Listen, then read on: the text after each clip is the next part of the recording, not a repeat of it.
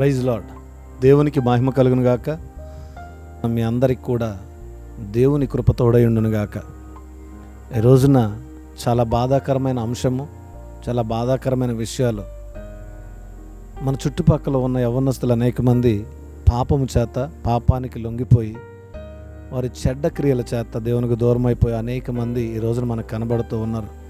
మన చుట్టుపక్కల విలేజ్, మన చుట్టుపక్కల ఇళ్లలో చాలామంది యవ్వనస్తులు వారు లోకంలో ఉన్న చెడ్డ కోరికలను కోరుకొని మత్తుకు బానిసలై, పాపానికి లోబులై దేవునికి దూరం అయిపోయి వారి ఇష్టానుసారంగా బ్రతుకుతూ ఉన్నారు.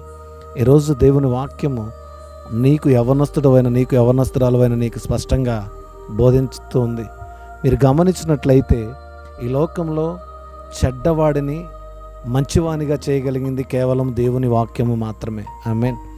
ఈరోజున చాలామంది పుట్టినప్పటి నుంచి కూడా చాలా శ్రద్ధగా, మంచితనంగా దేవుని యొక్క అడుగుజాడల్లో ఎవరైతే నిలుస్తారో, వారు యవ్వన స్థితిలో దేవుని ఎవరైతే నమ్ముకుంటారో వారు ఉన్నతమైన స్థితిని, ఉన్నతమైన హోదాను, ఉన్నతమైన దేవుని యొక్క కృపను కలిగి ఉంటారని వాక్యం అంటూ ఉంది. ఇక్కడ చూస్తే దేవుని వాక్యం అంటూ ఉంది, యవ్వనులు దేని చేత తమ నడతలను సరిదిద్దుకొందురు, శుద్ధిపరుచుకుందరు. కీర్తనల గ్రంథం 119:9. యవ్వనులు ఈ లోకంలో ఉన్న చెడ్డవాణిని విడిచిపెట్టాలంటే, చెడ్డవాణిని అసహించుకోవాలంటే, చెడు క్రియలు చేయకుండా ఉండాలి అంటే వారు వాక్యము చేత తన నడతను శుద్ధికు చేసుకోవాలి, వాక్యం వినాలి, దేవుని అంగీకరించాలి. యవనస్తులు గంజాయికి బానిసలైపోతూ ఉన్నారు, మత్తుకు బానిసలైపోతూ ఉన్నారు, తాగుడుకు, అనేకమైన చెడ్డ కోరికలు వారిని ప్రేరేపిస్తూ ఉన్నాయి. 20-30 సంవత్సరాల్లో, 20 సంవత్సరాల లోపు వాళ్ళు అనేక మంది ఈ వ్యసన పొరులై చనిపోతూ ఉన్నారు. కారణం ఏంటో తెలుసా? ఈ రోజున ఇక్కడున్న వాతావరణం, ఇక్కడున్న ప్రతి చుట్టూ ఉన్న ఈ కల్చర్ని బట్టి చాలామంది యవనస్తులు వారి ఆత్మీయ జీవితాన్ని లోకానుసారంగా ప్రేమించి ఆత్మీయ జీవితాన్ని చెడగొట్టుకుంటూ ఉన్నారు. కానీ దేవుని వాక్యం అంటుంది, నీ నడతను సరిచేసుకో. ఇప్పటి వరకు నువ్వేం చేసావో, ఇప్పటి వరకు నువ్వు ఎలా తిరిగావో, ఇప్పటి వరకు నువ్వు ఎంత శోధనను అనుభవించావో, ఈ లోకానుసారమైన ఆ స్వేచ్ఛ కోరుకొని అతి కొద్ది కాలానికే వారు చనిపోయినట్లుగా మనం చూస్తూ ఉన్నాం.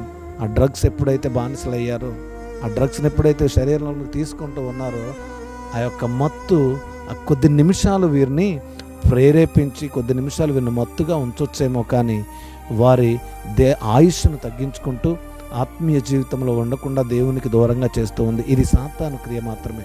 మీరు గమనించుకోండి, యవ్వనస్తులు తమ నడతను సరిదిద్దుకోవాలి. నువ్వు దేవునికి దగ్గరగా ఉండాలి. యవ్వన స్థితిలో తిమోతితో అంటూ ఉన్నాడు, నీ యవ్వన స్థితిని కాపాడుకో నువ్వు. ఎందుకంటే యవ్వన స్థితిలో నువ్వు దేవునికి దగ్గరైతే ఈ లోకంలో ఉన్న దేవుడు ప్రేమించిన ప్రతిదీ నీకు దగ్గర అవుతూ ఉంది. ఆమేన్. యవ్వన స్థితిలో నువ్వు దేవుని వెంట నడుస్తూ ఉంటే అనేక మందికి మాదిరికరంగా నువ్వు బ్రతుకుతావు. ఈ యవ్వన స్థితిలో దేవునితో నువ్వు నడవటం మొదలు పెడితే చుట్టూ ఉన్న ప్రతిదీ నీకు అనుకూలంగా మార్చబడును గాక. ఆమేన్. ఇక్కడ మీరు గమనించండి, యవ్వన ఇచ్చల నుంచి నువ్వు బయటకు రావాలి. నీ జీవితంలో ఉన్న, నీ శరీరంలో ఉన్న ప్రతి కోరిక నుంచి నువ్వు బయటకు రావాలి. యవ్వన స్థితి నేను పాపం ప్రేరేపిస్తూ ఉంది. అనేక సమయాల్లో ఒంటరిగా ఉన్నప్పుడు పాపం ప్రేరేపిస్తూ ఉంది, పాపం చేయమని నీ శరీరం కోరుకుంటూ ఉంది, నీ మనసు పదే పదే పాపానికి లొంగిపోతూ ఉంది. కానీ మీరు గమనిస్తే యవ్వనస్తుడైన యేసేపును ఒకసారి గమనించండి. ఆయన యవ్వన స్థితిలోనే ఉన్నాడు, యవ్వన స్థితిలో దేవునితో నడుస్తూ ఉన్నాడు. అనేక సార్లు ఆయనకి అవకాశం వచ్చింది. అక్కడ మీరు చూస్తే ఆ స్త్రీ వ్యామోహించింది, స్త్రీ రమ్మని అడిగింది, స్త్రీ పాపం చేయమంది. నా దేవుడు చూస్తాడని ఆయన సమాధానం ఇచ్చాడు. ఈ రోజున మీరు గమనించండి, నిన్ను పాపం ప్రేరేపించి పాపంలోనికి నిన్ను నడిపించాలని ఆశగా ముందుకు తీసుకువెళ్తూ ఉన్నాడేమో సాతాను. నువ్వు చెప్పవలసిన సాక్ష్యం ఇక్కడ ఎవ్వరూ చూడట్లేదు, కానీ నా దేవుడు ఆకాశం నుంచి నన్ను గమనిస్తూ ఉన్నాడని యేసేపు చెప్పినట్లుగా నువ్వు కూడా సాక్ష్యం చెప్పేవాడిగా ఉండాలి. ఆమేన్. ఈరోజు మీరు గమనించండి ప్రియమైన సహోదరి సహోదరులారా, ఈ లోకంలో ఉన్న ప్రేమను నమ్మొద్దు, అది నిజం కాదు. ఈ లోకంలో ఉన్న ప్రేమ కోరికల వలన కలిగింది. నా యేసయ్య ప్రేమ నీ పైన ఆయన మరణానికి కూడా నడిపించగలిగింది. ఈ లోకానుసారమైన ప్రేమ వాని యొక్క పనులను జరిగించుకోవడానికి, వారి కోరికలు తీర్చుకోవడానికి మాత్రమే ఉపయోగపడుద్ది. లోకానుసారమైన ప్రేమ నిన్ను నశింప చేయడానికి ఉపయోగపడుద్ది.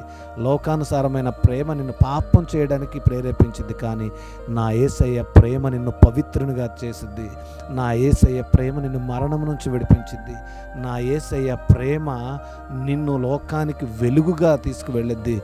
నా యేసయ్య ప్రేమ నిన్ను పరలోక రాజ్యంలో దేవదూతల సమక్షంలో దేవుణ్ణి మహిమపరచువానిగా చేసిద్ది. అందుకని నీ యవ్వన స్థితిలో నీ పాపాన్ని విడిచిపెట్టాలంటే నీకున్న ఒకే ఒక ఆధారం దేవుని వాక్యమని ఈరోజు మాట్లాడుతూ ఉన్నాడు. ఇంకా మీరు గమనించినట్లయితే యవ్వనేచ్ఛల నుండి పారిపోము. యవ్వన స్థితిలో ఉన్న పాపపు స్వేచ్ఛయుతమైన ఆలోచన నుంచి నువ్వు ముందు బయటికి రా.